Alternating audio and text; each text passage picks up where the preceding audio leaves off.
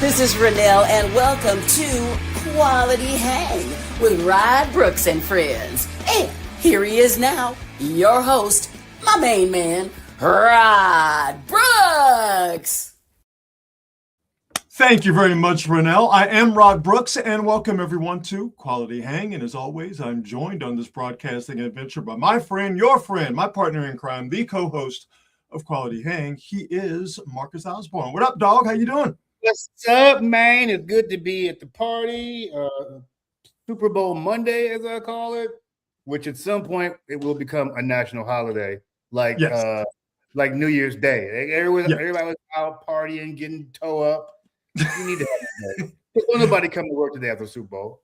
When we get to 18 games, and trust, we're going to get to an 18-game NFL regular season. When we get to that, season is going to start the week after Labor Day, so the Thursday after Labor Day, and it will stretch to the Sunday before President's Day. Next year, I think because of some weird quirk, I'm not exactly sure why, but next year, Super Bowl is going to be on the Sunday before President's Day. So it will be the day off that everybody wants and the day that everybody needs. But we're eventually going to get that, because 18 games is coming. 18 days. 18 games. If the owners want it, they gonna get it, and it's just a matter of time in terms of how long the players can keep the owners at bay.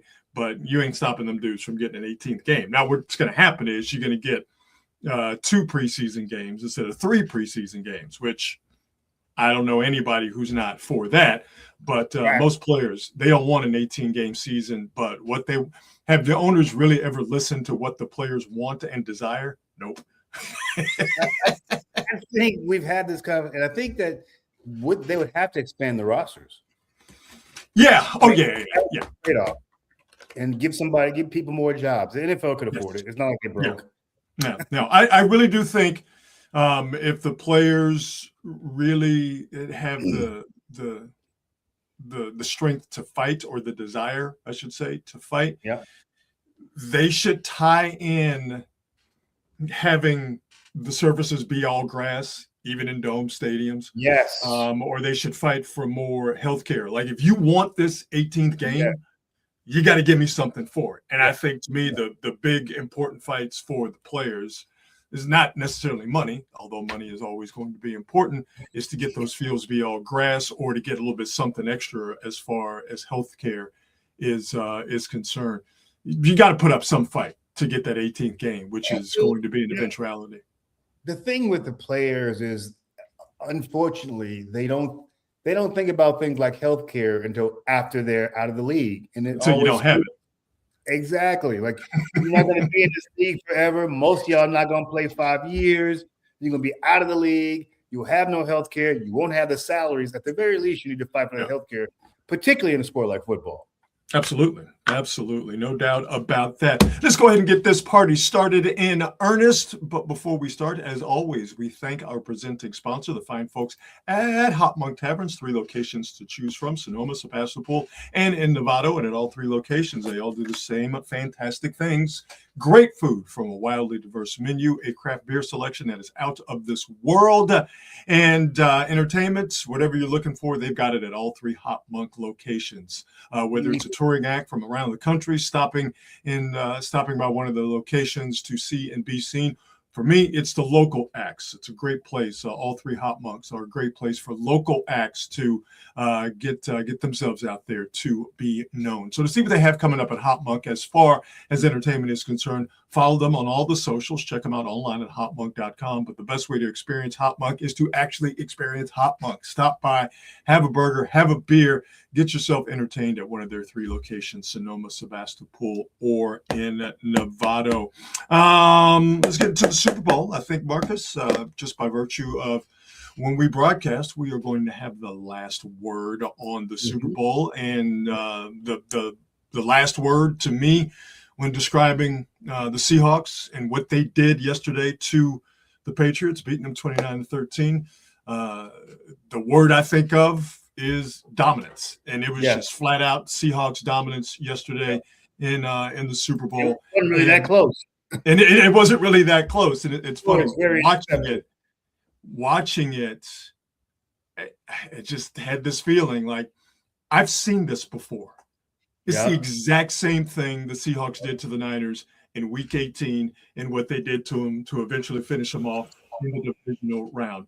There's just nothing you can do with that defense if you don't have the offensive line to keep that Seahawks defensive line from getting pressure with just 4 guys. Shutting the game, and then they just play 2 high safeties on the back end. They'll play a mix of man and zone. Seahawks, or I should say the Patriots, didn't have the man beaters as far as their skill position players are concerned. So the Seahawks weren't worried about anything getting behind them. They kept everything in front. They tackled like a bunch of wild beasts out there, and they just removed the Patriots from the proceedings. And it's the exact same thing they did to the Niners 2 out of the 3 times they saw them. I mean, dude, Chris Collinsworth was talking about it. It was 12-0. They're like, yeah, this is probably over. It was over. but that's the thing. If you've watched the Seahawks, you know that when they get up 12-0, and clearly, it's not to make it all about the quarterbacks, but Drake May, moment was too big for him. The moment was too big for the Patriots offensive line. You're watching the Seahawks, and you know how the Seahawks get down and how dominant defensively they've been all year long. And then you see the Patriots, who, for all intents and purposes, struggled offensively in these playoffs, even beating the Texans, even beating the Broncos. But you just put those 2 things together. Once it got to 12, the Seahawks should have won that game with field goals. Once it got to 12-0, you knew the Patriots had absolutely no chance of winning that football game because of what they didn't possess up front, how shaken Drake May was by the pressure the Seahawks were getting on him and the coverages he was seeing on the back end. You just put that together, and it's full spectrum dominance by the Seahawks. Well, I mean, what would anybody have expected Drake May to do? I mean, especially that he went through a gauntlet of defenses to get there, but this was the one where, no luck gonna be involved. Nobody's gonna throw you six picks. Nobody's gonna. You had to earn this. You're not gonna play in a snowstorm that will equalize everything. These boys was not gonna let you beat them. You had to beat them. Mistake-free football. And you know what, Rod? A lot of people were like, I hated it. It was a terrible game. I guess I like defense. I've always been partial to watching great defenses play. And maybe I'm just easier, but I really like seeing defenses get down. I enjoy watching how the Seahawks do their thing defensively. And I think what we got in this game, which was Seahawks defensive dominance, to me, it was just a microcosm of what we've seen all year long. Defenses ruled in the NFL this year. The Rams, the Rams had the best offense in football. The Patriots put up some points. A lot of people say that was, a factor of their scheduling. It was fool's gold. Yeah. I think there's a little bit to that, but hey, man, listen, you're scoring almost 30 points a game. I'm going to give you your props. But you think about the defenses in the league this year and how they were the tip of the spear. The Texans, the Seahawks, the Broncos, the Patriots defense, for that matter. So, we have, because of how football is played and how it is officiated, the rules we have in place now, we've gotten used to good football is offensive football. And if touchdowns are not being scored for a lot of people, that means it's bad football. I think we're both in agreement. That's a misguided way of looking at it.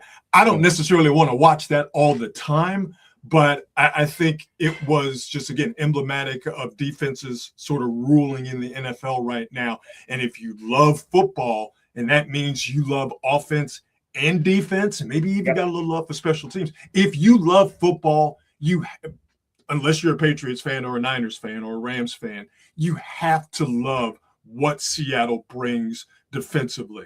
They were bringing ass and they were kicking ass from week 1 of the season. Because listen, the Niners don't beat them if Ricky Pearsall doesn't have a 45-yard pass to set up that Jake Tonjes pass that he had to play defense on in the corner of the end zone before he caught it over, I think it was Reek Woolen, or maybe it was Witherspoon. I forget exactly. Week 1 was a long time ago. This Seattle defense was dominant from the beginning of the season to the end of the season. And the way that they ended the season in the Super Bowl, I have an appreciation for what they did for sure.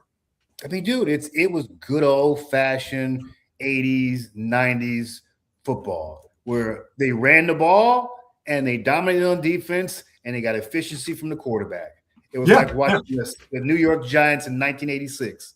Yeah, and you know what? You mentioned mistake-free football. Got to give Sam Darnold a lot of credit. He had 20 turnovers, Sam Darnold did this season. It's the most of any player in the league. In 3 playoff games, divisional, conference champ, Super Bowl, 0 turnovers.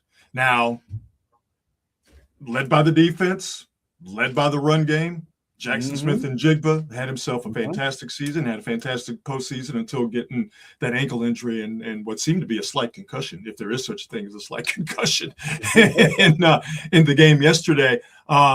So I kind of push back on the narrative that Sam Darnold didn't have a lot to do yesterday. But part of the deal with Darnold over the course of the season, but definitely as we saw yesterday, is they like to protect him with that run game. Don't ask him to do too much. And his job is just to not turn it over. He had a couple of turnover-worthy balls, like Christian Gonzalez, that one ball that he got his hands on at the goal line. He had a fantastic Super Bowl. Christian Gonzalez was outstanding, the DB for the Patriots. Yeah. That was one of the 2 chances I can remember here where Darnold threw balls that could have been picked, should have been picked, depending on which way you want to look at it. Other than that, Sam Darnold was relatively mistake-free. And for him to have all of those turnovers, the 20 in the regular season, and not turn the ball over in the 3 most important games of the season in the playoffs, got to give Sam Darnold a lot of credit for what he did. Yeah, and I don't feel like, I don't feel like you can shit on Drake May for his performance completely, because a lot of that credit needs to go to the Seattle defense. They sped him up. He was all out of sorts. They did what they were supposed to do to a rookie quarterback. It's what great defensive coaches do. It's what great defensive coordinators do. And Mike Macdonald he won a Super Bowl. So I think that qualifies him as a great defensive coach. The Seahawks defense, it's in that tier below the big boys. Pick one of those 70 Steelers defenses. Obviously the 85 Bears, the 2000 Ravens, the 02 Buccaneers. That's the gold standard as far as greatest defenses you can't find. Ravens and then Ravens 2001. Was it 2000, 2001? I forget exactly. But those are the ones. This Seahawks defense this year is in that slot right below. And to me, that is nothing to sneeze at. But Mike Macdonald and that defense did what they were supposed to do against the young rookie quarterback. Confused the shit out of him, put pressure on him, and they did that. And shitting on Drake May, and again, he did not have a good game. I think C.J. Stroud had a worse game, if you want to talk about playoff stinkers this year, but maybe that's just a personal thing with me. 4 interceptions. You see, by the way, an aside here, you see C.J. Stroud cut his hair, right? He cut his locks off, right? I didn't see it. Oh, yeah, we said that. Like, okay, yeah, all right, fresh haircut. That don't mean we forgot them 4 interceptions, dog. Okay, just because you cut that stuff off your head don't mean we forgot about them 4 picks, brother. He's trying to go into his grown man era. I got you. I want you to get into your not throwing 4 picks in a goddamn playoff game era. I want you to get in that playbook. Maybe start running the ball a little bit more. Anyway, I digress. As you can see, I'm still a little bit bitter about what happened. I don't blame you, bro. That was a winnable game. So, no, I do not blame you, because that was definitely a winnable game. Even though I think the Seahawks would have done the exact same thing to the Texans that they did to the Patriots. So maybe that shouldn't be maybe all that mad. But, and May is responsible for his performance. That's right. But if you want to shit on a part of the Patriots, their offensive line, particularly the left side, dominated, left guard, from the jump. And I hate to call out a fellow Tiger, Will Campbell, but it was a bad season for him anyway as a rookie. And again, it's what you're supposed to do. Seahawks targeting a rookie, and they kicked the left side of that Patriots offensive line's ass. They were sending crazy blitzes at Drake May early. They weren't waiting until crucial times. They got off the bus blitzing Drake May with overload blitzes. And from the beginning, it was perfectly timed, and they got there, obviously. Once they started that boulder down the hill, there was nothing that Drake May or that Patriots offensive line, there's nothing they could do about it. I mean, dude, the Seattle offensive line as well. I mean, the running lanes this kid had all night long was silly. Yeah. It was silly. Yeah. Dude, you should not be able to go up to the line, stop for a couple of seconds, take a look around, and then stop. I'm gonna go that way.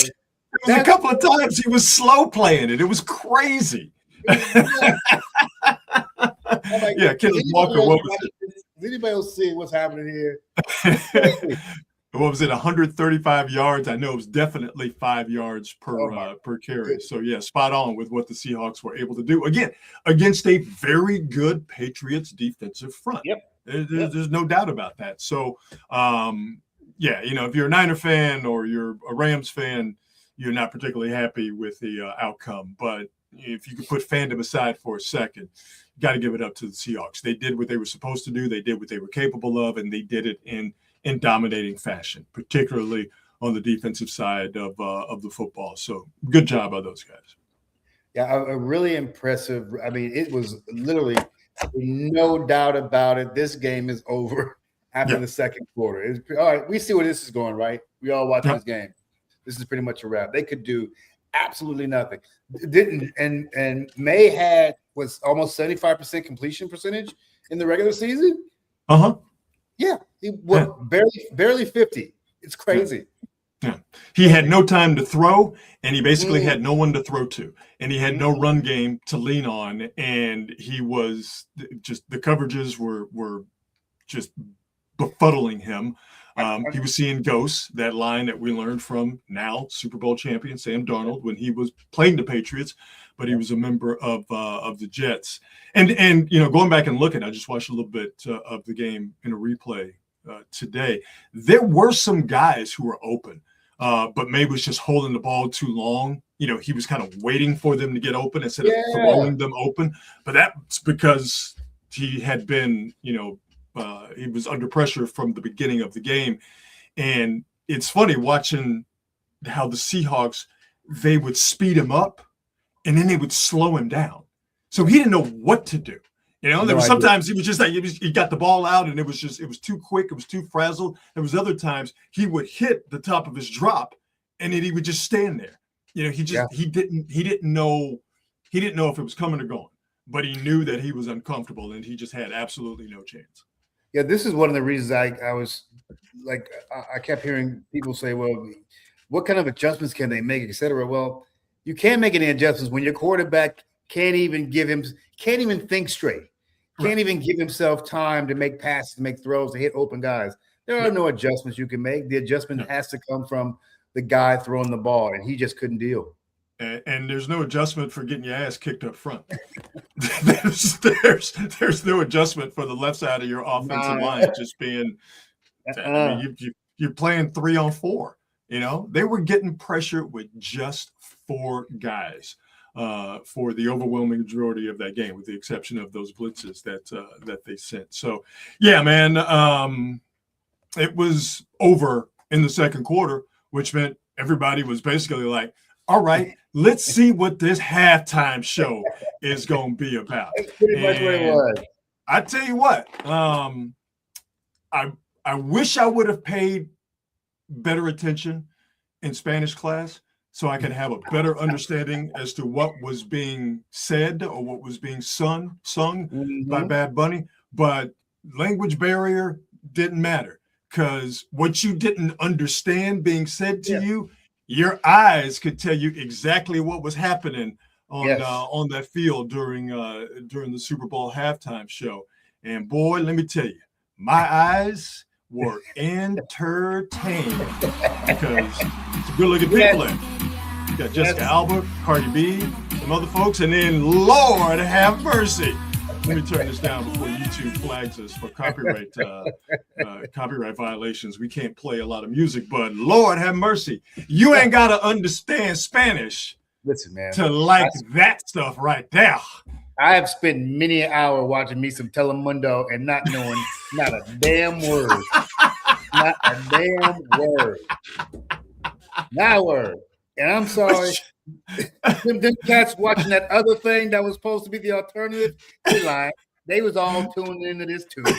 Man, you better have been tuned into all that scattered ass shaking on that screen last night.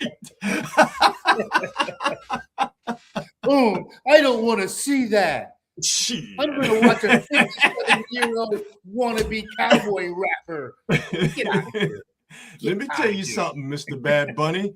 I didn't understand a word that came out of your mouth. The majority of the words that came out of your mouth. But I was clearly picking up what you were putting down with this halftime show, my Puerto Rican brother. So I salute you, Mr. Bad Bunny, for the show you put on last night. Because it was, for me, it was indeed a visual delight. Yep. Good job, sir. That's all that matters. You go to. Did I have fun watching this? Yes, I did. Yes, I did. Yes, I did. Yes, I did. And anybody who said they didn't is lying. Or quit playing with me. Quit playing in my face. Quit playing in my face. No, man, it was really cool to see that, and obviously it was very well received, and also it angered the right people because if that last night was a problem for you, that is a you problem. Okay, for real, dude. That's not Bad Bunny's problem. It's not the NFL's problem. It's not. That's a you problem. Okay, if you can find a way to enjoy it or ignore it if it's not your thing, if it ain't your type of hype, if you can't find a way to ignore it, if that makes you mad, then that's a you problem, and you have a problem. The idea that people curl their little fingers up to get online and get on social media and everywhere else to bitch and moan about this, for people who are supposed to be so tough, they sure are the softest people when it comes to stuff like this. Oh, so what? He ain't speaking English. You don't give a damn. Someone said today, and it's brilliant, and I wish I would have thought of it. Kendrick Lamar spoke English last year, and those people claim to not understand what he was saying. So it has nothing to do with the language barrier. It has to do with your own biases, and it has to do with your own prejudices. So if you didn't like what was going on last night, what it was just a message of love and inclusion. Yeah. And if you have a problem with that, just because it's a brown person saying that, or it's said in a different language, that's a you problem. And that means you have a problem. If you have a problem with this, you got problems. If you got a problem with the only thing more powerful than hate is love, you have a problem.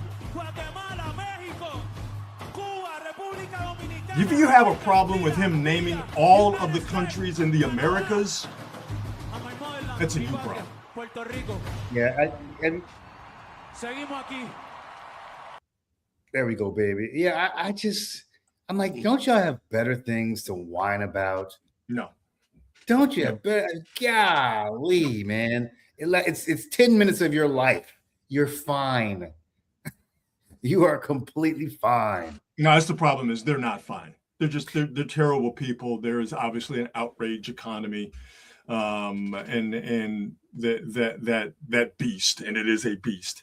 It needs to be fed, and you have people who delight in feeding, that beast, that machine, and they're just terrible people, So I love it that it's kind of I don't know if litmus test is the right term, but if anybody complains about that, then that just kind of lets you know the type of person that they are. And then maybe you'll find a way to remove that person from your life. Because, like I said, I didn't understand the overwhelming majority of anything that came out of that dude's mouth last night. Mm-hmm.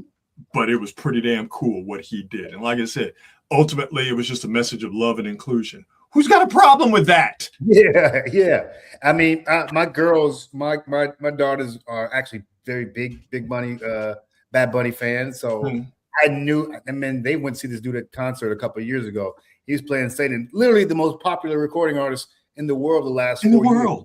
Yeah. So if the NFL is really intent on building international acceptance of they are football, you can't do any better than this type of cat performing on this stage. No, not at all. And I tell you what, though, because naturally people go, okay, who should be the halftime performer next year in the Super Bowl down in, I think it's back down in LA. I don't know who it's going to be or what type of music there's going to be, but I can tell you what it's not going to be. The days of 4 or 5 dudes, 4 or 5 people standing on stage playing instruments during halftime of the Super Bowl, that's as dead as Napoleon. I don't know if we're ever going to see that again, because you have to move. Like you have to move around like Bad Bunny did. You have to move around like Kendrick Lamar did last year. Dre and Snoop even moved, not a lot, but they moved. Usher a couple of years ago, Gaga, she moved around. I mean, you got to do it. You're 100% right. You need to put on a show. That's just you're competing for people's attention. Yes. And if you think you're going to put out a marching band out there and keep people's attention at this point in the game, no. You're not. I mean, listen, I love the Foo Fighters. Love them. Dave Grohl and the rest of those dudes standing on stage, playing instruments, playing popular songs, right? Yep. Playing Everlong. That's not going to cut it. Not now. Yep. I mean, the bar has been raised in terms of what people are now expecting as far as their Super Bowl halftime is concerned. Mm-hmm. And it's not just auditory and it's not just name recognition. Yeah. There has to be a visual component to it. And the artist just literally has to move. Yeah. The Rolling Stones are clearly still popular. The Rolling Stones just standing on stage playing Brown Sugar at halftime of the Super Bowl, after what we've seen the last few years, after what we saw last night, you're never going to see a rock band play the Super Bowl again. Ever. Oh, no, not unless you know how to bring it. Like if you're like U2 knows how to do that kind of show. Like they're the type of band that needs to get on there and have. All right, I'll give you that. You know what I mean? The entire production, the whole 9. Yeah. If you can do that, you can get away with it. But like you said, you got to put a production on, baby. Yeah. And you got 6 minutes to get on stage, 10 minutes to do your thing, and 6 minutes to get off. So I mean, it's a pretty amazing way they do it. Yeah. It's pretty cool, and it was pretty cool to see that last night. So the official numbers have not come out, but it is widely believed that the Super Bowl halftime performance by Bad Bunny will go down as the most viewed Super Bowl halftime performance of all time. Well, the funny thing is that if you hate it so much and if you don't want people to watch it, don't bitch. Just ignore it. Because the more you bitch about it, the more you're going to interest people in seeing it. Weren't these the same people that were supposedly boycotting the NFL because of, I don't know, pick a scandal? Or not a scandal, but, pick a stupid ass reason like Colin Kaepernick kneeling or what the hell ever. Yeah. Exactly. So it's amazing you're still watching this game that you said that you would never watch because people dared kneel for the anthem because of issues with police brutality. But anyway, we know that these people are hypocrites, and unfortunately, they still find a way to be paid attention to. Right. My question for you is: it's not too early to think about next year. The question becomes: what does Seattle need to do to keep the title? They're gonna have to make a decision on Kenneth Walker. So do they bring him back? Remember Zach Charbonnet got hurt. And by the way, nobody said it. I actually felt bad. I'm like, wow, everybody forgot about that dude. Nobody said, hey, this is for my guy. Not a word. Nothing. Not a word. He was instrumental in helping them get to that point. Like he was a major part of what they did. You're like, who are we talking about again? So they're going to have a decision at running back with Kenneth Walker. And like I said, Charbonnet, you would think that he will not be back. He won't be back for the beginning of next season. So at what point will they expect him back, and what condition will he be in? As long as Seattle has Mike Macdonald and the framework of that defense, they're going to be okay. I do think, and again, credit to Sam Darnold, but if they can't fully protect Sam Darnold, I wonder how long term that is going to impact the Seahawks. And clearly with them being the defending champions, you're going to get everybody's best shot. There's a certain amount of wear and tear that comes along with playing for a championship and winning a championship. So how do they deal with that, with the expectations? So I think the main thing with Seattle, as good as Njigba is, they still need to get a little bit more dynamic offensively in terms of their pass game. Yeah. So that decision with Walker, ultimately what happens with their running back room and getting more dynamic offensively, I think, are their keys. But, I mean, as far as that defense is concerned, Nicky Manwari is a star. They got studs up front, obviously. Very good system, very good coach, again, and Mike Macdonald. I think they could be better at defensive back. Reek Woolen is interesting. He gave up that touchdown yesterday, the only touchdown that the Patriots scored. And, and Witherspoon, he's okay. I think they could be better as far as their defensive backs are concerned. But ultimately, I think Seattle, repeating is hard. But hard. I wouldn't expect a severe drop-off of any kind from them, not by any stretch of the imagination. Listen, the Niners got their work cut out for them, dog. For the Niners, getting healthy and staying healthy is the most important thing. But, they got whooped in the trenches by Seattle. And you would expect for them to be better because they're going to get Michael Williams back. Bosa is going to be back, but I still think they need a couple of more dudes at defensive tackle to really compete with Seattle. I think they got to get better at left guard and center. And so you see where Seattle, where their dominant defensive line and very good offensive line, the Niners are going to have to start to do that. But I do think the Niners offensively, when Pearsall is healthy and Kittle is healthy, they have enough man beaters in skill positions to give Seattle's defense something to worry about, provided you can run the ball. So the Niners, it's there. They know how to beat them. They just have to have the horses, and they have to have the horses. But they still have their work cut out for them for sure. Yeah. It'll be interesting to see what happens with Bosa and what he's going to look like when he gets back. I don't know how many knee injuries he's had, but at some point it's got to take a toll, and he's not getting younger. I wouldn't be surprised if he came back and he was really good.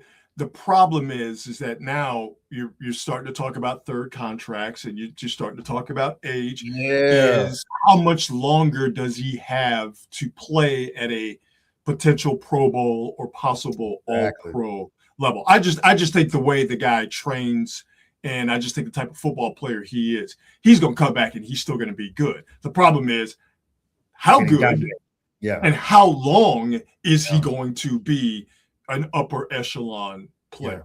But you can say the same thing about Kittle.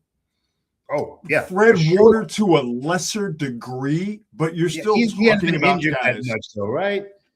Who? Fred Warner? Yeah. Yeah, no. But no, he doesn't have an issue. That's what I said, to a lesser extent. Yeah. But we're still talking about guys that for the Niners to compete with and beat Seattle, for them to compete with and beat the Rams, they are counting on guys who are older, still really good, but they have to be really good for the Niners to win. And how long are they going to be good? Like I said, Bosa, to a lesser extent, Warner, Kittle, and I haven't even mentioned Christian McCaffrey.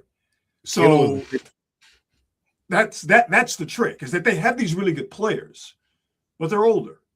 Some of them coming off injury, but they need them. They have to have them because you're not going to beat Seattle or the Rams or the Eagles, hell, even the Cowboys, if those guys are not playing at optimum levels. And is that going to happen? How long will they play? That's the calculus for the Niners right now.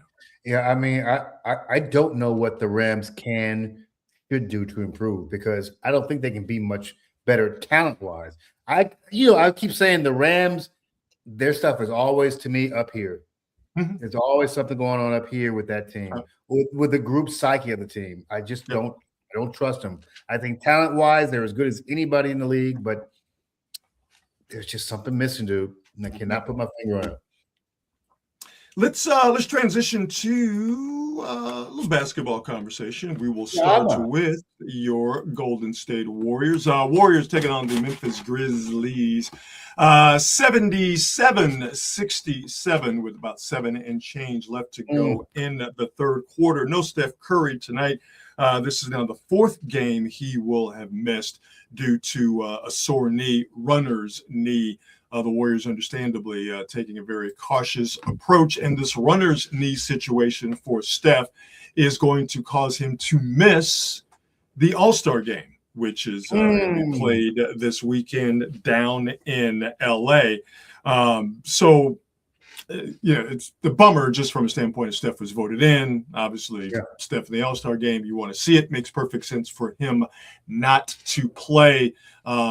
This is not considered to be a serious long-term thing as far as his runner's knee. I've had it being a runner. You just have to rest. You just have to not play. You just have to not run. So the Warriors are doing the right thing. And again, this is not something that is serious. But Steph missing his 4th game for the Warriors tonight here in the regular season and not playing in the All-Star game.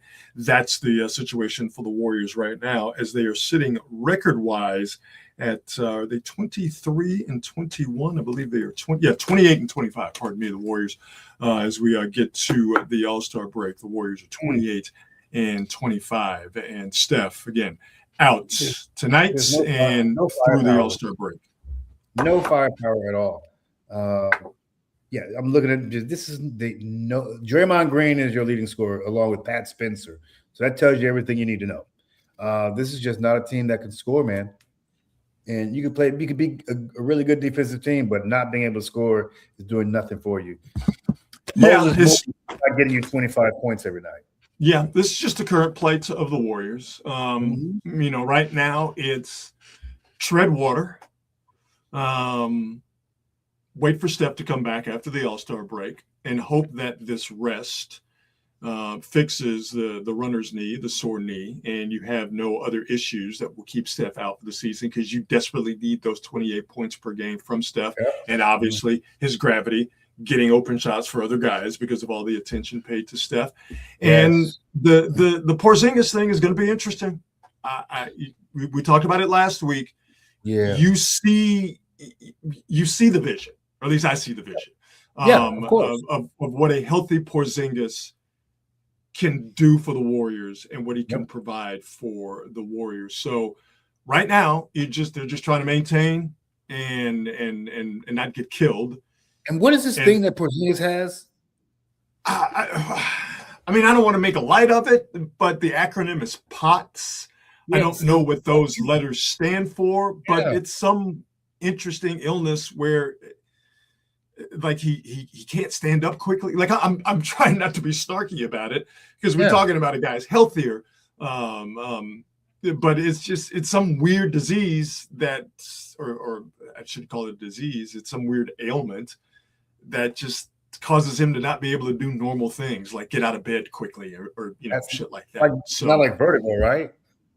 I'd be speaking ignorantly if I said any more. So I don't know. But it's not something normal. Let's put it that way.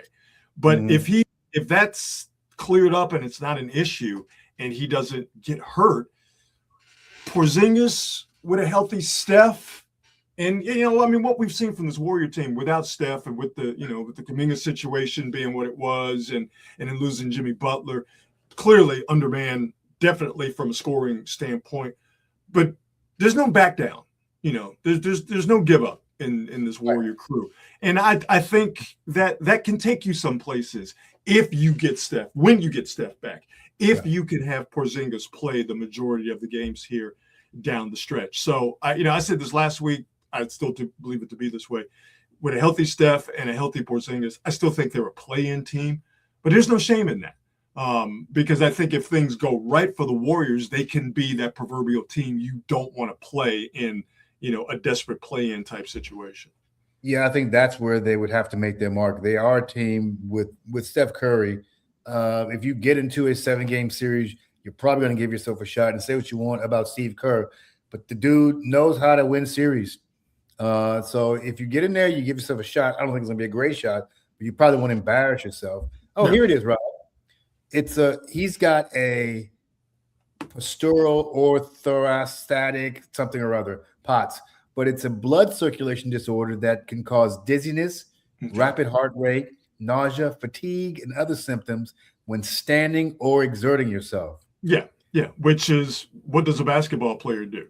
Yeah, he exerts himself. It's just so. Yeah, that's what I'm saying. I didn't want to make light of it because it seems not debilitating, but it seems like there's a certain amount of seriousness to it. So, But if that's an issue that can be dealt with, and he doesn't suffer any other injuries, I mean, again, I see the value in a healthy Kristaps Porzingis. Yeah, 7-footer that can shoot and block shots. Yeah, absolutely. Okay. So, 78-70, Grizzlies on top of the Warriors, 5:50 and change left to go in the third quarter. We will keep you updated on that game. There was a testosterone presentation in the NBA tonight, an actual legitimate NBA fight. So Detroit Hornets. Of course. That's a foul. Okay. A little head bumping, talking about each other. Mama, he mushed him in the face. Oh, you can't mush a man in the face. Hold me back. Guy throws a punch. Miles Bridges, of course, gets in there because Miles Bridges is a terrible human being. But Diabate, he's with that shit. He better leave his Africans alone, man. They playing that shit, dude. Hey, man, you can't be mushing that African cat in the face like that, dog. Can't be doing that. They don't understand that it's just a presentation. No. Now you see Duran of the Pistons walking away. He almost got caught slipping. Why you still backing up, dog? Now you're probably wondering, hey, doesn't Isaiah Stewart play on the Pistons? Where is he?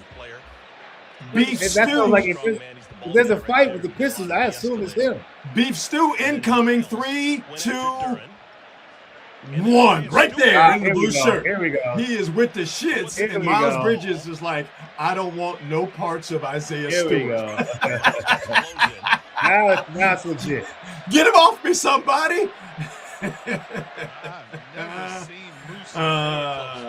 Stewart's he's serious too. Oh, this is not playing. He ain't playing, dude. Oh no, he ain't playing. By the way, this is not some hold me back shit. He's trying to get No. He is legitimately angry about being mushed in the face. So I don't blame him either. All of those guys were ejected. Duran, Bridges, Diabate, and of course Isaiah Beef Stewart. I would expect that Isaiah Stewart, Marcus, is going to suffer. And look at him right there. Isaiah Stewart. Look at the smile on his face. What else is new? He's a literal crazy person.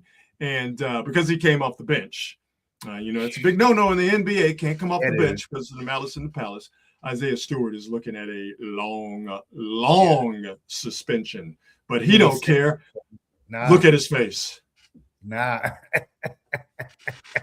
He is genuinely happy about what happened. Look at this cat, man. he's crazy. I heard that the Warriors are trying to bring in Lonzo Ball. I saw that, and I don't have a problem with that. Here's why. Because he can dribble, and he's willing to pass. One of the problems with the Warriors, they ain't got no dudes who can dribble. Well, Yeah. it actually got one guy who dribbles a little bit too much. He wears a headband. You know who I'm talking about. Facts. But really, as far as guys who can dribble in traffic, Warriors don't have any of those guys with the exception of Steph. So Lonzo Ball, I mean, he is limping towards the finish line. I mean, as far as his knees are concerned, he is basically cooked. But Lonzo Ball on a flyer, somebody who can handle the ball, get him into the offense, and a willing passer. I'm not saying he's going to take him over the top or take him from a potential play-in team to, a 4 or 5 seed. That would be ridiculous. But somebody who could play, I don't know, man, 15 minutes, dribble the ball, and get the ball to Steph, I'm okay with that. Listen, the more he has the ball, the less Brandon Podziemski has the ball. So I'm cool. And, I mean, just as long as stay healthy. That's always his problem, staying healthy. Yeah. Staying healthy. Wait a minute. Has he been in the league? Has he been in the league, what? 10 years? Lonzo Ball? That sounds about right. Yeah, really? That sounds about right. Yeah. Golly. That sounds about right. Time flies. If he's been in the league 10 years, time flies. I remember when he came in the league and his daddy was popping off. Mm-hmm. He's been in the league 10 years. I don't know if I've ever watched a full game where Lonzo Ball has played. Only time was when the Warriors were playing him. Yeah, okay. All right. Yeah, that's it. Other than that, I couldn't tell you about a Lonzo Ball game. I went, that boy nice. Or even that boy terrible. I can't tell you that I've seen the game. And he's done that. Like I don't think he's ever played a full season either. I think he's been hurt like pretty much every year he's been in the league. No. There you go. Hornets Pistons fight, an actual testosterone presentation in the NBA. How about we do some? Have we covered everything? I think we've covered everything. How about we do some on this date? Yes, on this date, February the 9th, we go all the way back to 1964, where things changed. You want to talk about like a flashpoint in pop culture history. On this date, the Beatles made their American television debut. Ed Sullivan. The Beatles. Yeah.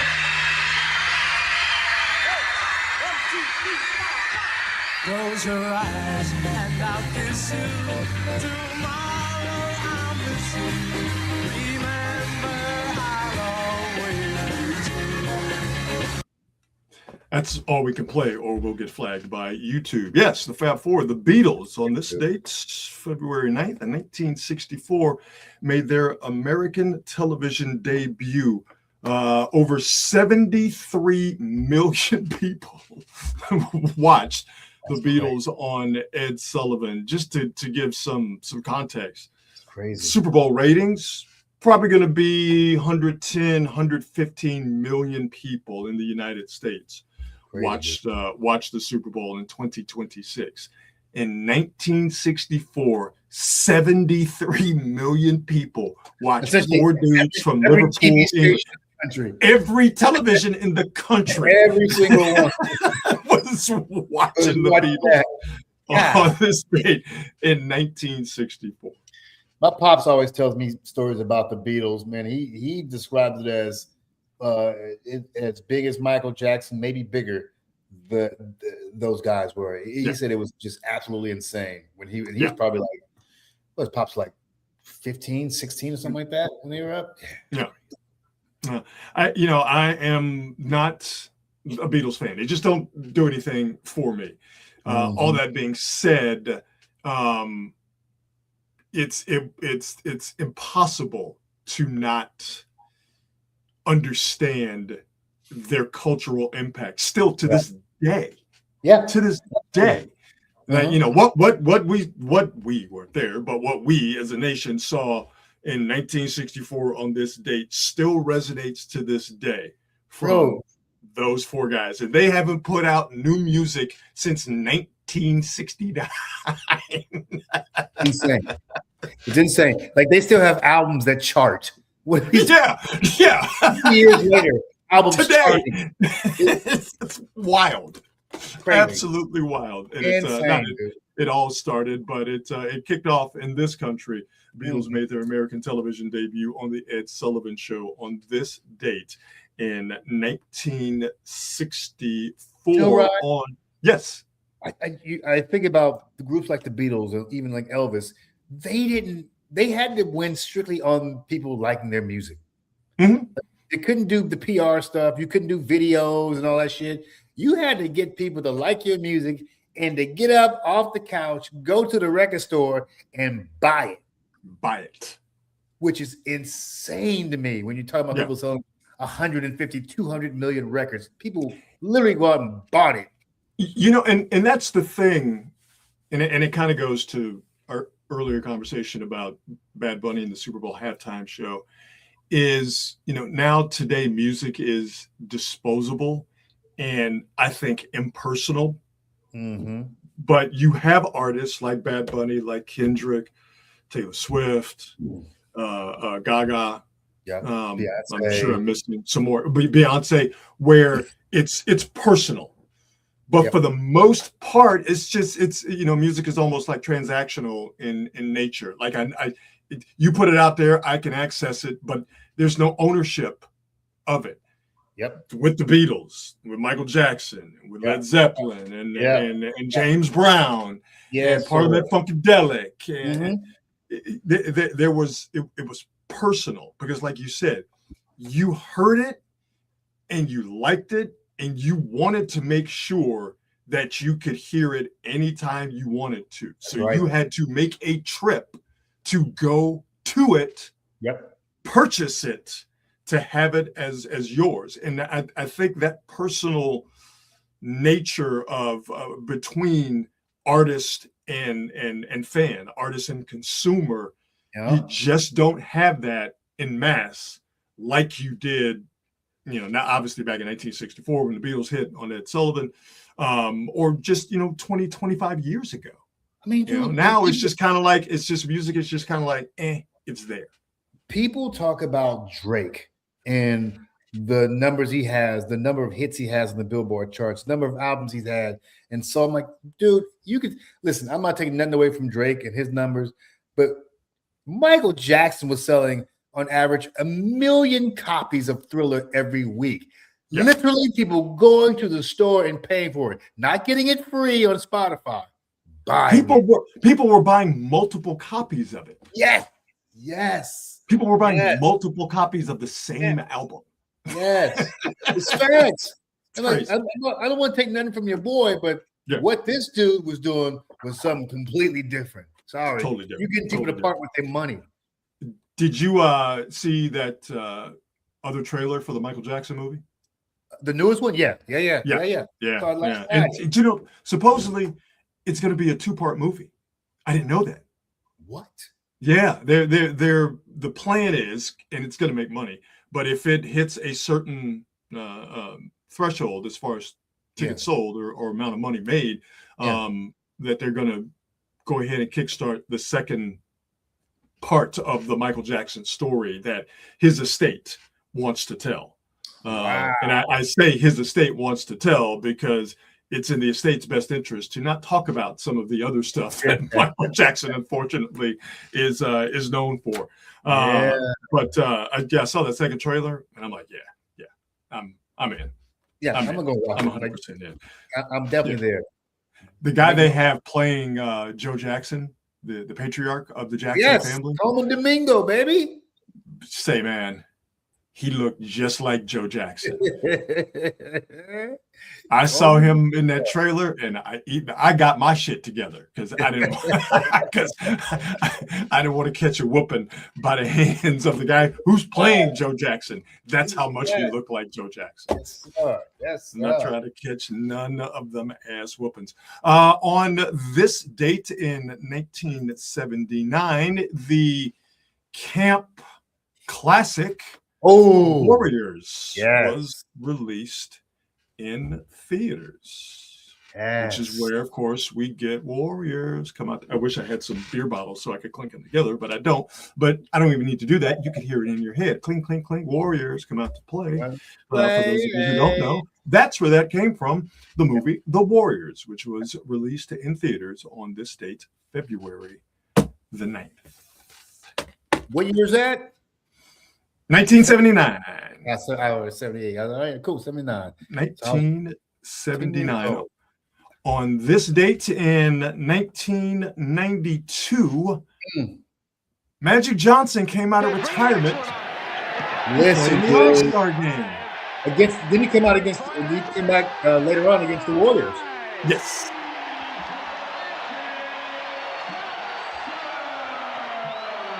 Tumbo, Drexler, Chris Webber's, Chris Mullins right there, Dan Marley. Obviously, Jordan was in that game. Mutombo, Kevin Willis with his short arms, Isaiah Thomas, Charles Barkley. Pretty cool. Well, I'm a gigantic Magic Johnson fan, an all-time favorite player. Of course. And he was so. You know what? The funny thing is as big as he and Bird were, we kind of never got to see full careers from either of them. Yeah, Bird's back. Started barking at him in the late 80s, early 90s. Yeah. But boy, what we got is pretty damn good. It was really, really good. By the way, Magic hit 3 threes down the stretch in that All-Star game. By the way, kids, this is what All-Star games used to look like. Guys gave a shit, and it showed on the court. Yeah. But Magic hit 3 threes. That last one was, in essence, the game winner. And Magic won the MVP. The fact that Magic Johnson is still alive and is healthy. I don't think it's talked about enough, quite frankly. I think you're right. When he did that press conference, and so I guess that was in November of 91. Yep. Right after the finals. When he did that press conference, I mean, I thought I was looking at a dead man. Oh, we all thought that. We were all like, "Oh, this is HIV. It's a wrap. This is over, right?" He got about a year left. Yeah. We thought this was it. We thought we were going to watch Magic die in front of us. Yep. He played in the All-Star game. He came back. I don't know how much longer he played when he came back, but he came back. He played like half a season. He played at a fairly high level. He was like 15 points a game. He's power forward. Looking like Magic Johnson. Yeah. So you come back, you play, and it's 2026, and Magic is still on God's green earth. That's crazy. That's crazy. It is amazing. This man is so he was 31, 32. He's in his 60s now. And I mean, he's in his 60s now. I'm not trying to fat shame here, but Magic eating good over these last 30 years. Because you look at Magic, he's the size of a steakhouse, for God's sake. So, I mean, let's keep it a buck, dog. I mean, so yeah. I love Magic Johnson. I've said it. I still think he's the best player I've ever seen, ever watched play. I just felt like he is what the real comparison to LeBron James is Magic Johnson. Oh yeah, 100%. It is not Michael Jordan. Yes, and LeBron would tell you that. Absolutely. Magic is so goddamn good. Nothing is more fun than sitting down and watching like 10 minutes, 20 minutes of Magic Johnson highlights, man. You know, it's funny you mention that because I've done that, but my comparison to you is I will sit down and watch a Hakeem Olajuwon compilation of him just killing people with that feet work. It's basically the same thing. Like 10 minutes of Magic no look passes is the big man equivalent of that is 10 minutes of Hakeem Olajuwon just giving people that work with the dream shake. Couldn't stop. He couldn't stop it. Could not stop. I mean, you watched him embarrass Shaq in the finals, young Shaq in the finals, like ooh, embarrassed David Robinson in his own crib on MVP night. Yeah, he should have just conceded that MVP that year, so he didn't get embarrassed like that by Hakeem. Yeah, and I mean, listen, David Robinson wasn't no chump, but no. Listen, if David Robinson was playing right now, he'd be the best center in the game. Oh my gosh! Oh. Young people don't understand this dude. Oh, goodness gracious. Yeah, there you go. On this date, 1964, the Beatles made their American television debut on the Ed Sullivan Show. Really good show.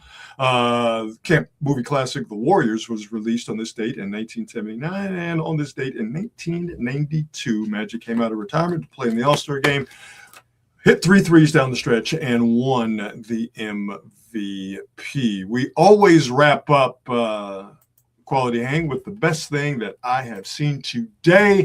Something I came across on the internets. That's the best thing I've seen. And I show it to you in hopes that it becomes the best thing you will have seen today. I know that this is a very old man take, but there is truth to this. Kids don't play outside like they used to, like we used to. You went outside and you played. And played baseball. We didn't really baseball. We called it straight base, where we would put, I don't know, like something down there 30, 40 feet away. That was a base. Yeah. Go a tennis ball with a broomstick, get a hit, go to the base, and the next person's got to drive you in. Go play that. Obviously, go play basketball. But when, Marcus, is the last time you've seen a group of kids playing pickup football? Man, you haven't seen that. You haven't seen that in decades, right? Been a long time. Car. See, it all comes back to you. If you're playing on the street, it's touch. But once you get to the grass, it's tackle, right? Yeah. Or if you grew up in an apartment complex where they had like a courtyard, that became the de facto football field. The kids play. But you haven't seen kids play pickup football in ages. Well, this is the best thing I've seen today. It's a group of kids in an apartment complex playing pickup football. Now, this music's terrible, so let me go ahead and lower this volume. It drives me crazy. But yo, dog, they out there getting it in. Not mad. Look at Cat with the bomb. Oh, whoa. I love it. Yeah, right? Yo, man, they out here hooping. I know they're playing football, but they out here hooping. Ooh, nice pass, nice catch. Look at the speed. Now, goodness gracious. Right? And by the way, some athletes out here. Here's what I love. The whole thing is inbounds. You saw, I'll roll it back here. Watch this kid run from all the way in the back, right? So he gets the ball by the basketball court, crosses across, uses this pole as a oh, the moves. Oh, he went down. Look at him. Almost got his drawers ripped off. No, I love it, man. So I guess it's not as prevalent as it used to be, but the classics ain't dead. There's still some young Thundercats out here actually going outside, putting down the video game controller, not on their phones, actually going outside and playing pickup football. So glad to know, like I said, the classics, he tried to say in English, ain't dead. So these kids playing pickup football, it's the best thing that I've seen today. I like it. That's pretty cool. I like that a lot. That makes me feel nostalgic. Yeah, man. Yeah, the kids are all right, as they say. That's pretty damn cool. That's a lot of them, too. There's a lot of them. Oh, yeah. Now, I don't know. His arm is crazy for this little guy. Whoa. I mean, the catch is pretty damn good, too. Look at the route here. Look at the route. He's got some athletes. I love it. And I love how there's just no boundaries. The whole thing is a football field. Are we playing football or playing keep away? Like, what are we doing? Okay, see, is that what you guys called it? Because we called it hot ball. Hot ball, okay. We called it hot ball. That's funny. You called it keep away. I didn't know about the other term for keep away or hot ball.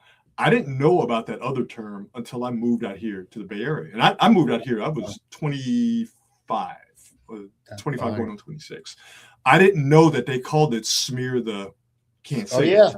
I didn't know it. So I came out here. By the way, and they called that when I was in elementary school, right? See, we didn't call it that. We called it hot ball. So I get out here and I hear people talking about smear the what? And I finally figured out that that's what they were talking about. And I was aghast. I was like, oh my God, you can't say that. Yeah. especially out here. But apparently, That's sure. it's commonplace to call it smear the. I don't know if they still call it that. That's actually a very good and interesting point. Maybe I should go to a field and just check it out. And then maybe not, because that'd be weird since I'm a 50-year-old man. Maybe not. You know, that meme of Steve Buscemi, when he's got the backwards hat on and the skateboards, like, how do you do, fellow kid?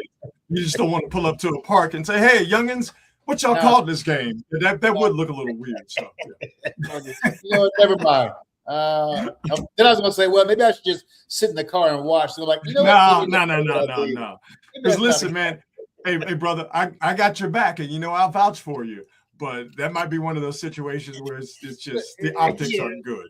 Yeah, so, maybe just back off and just somebody tell me about it later on.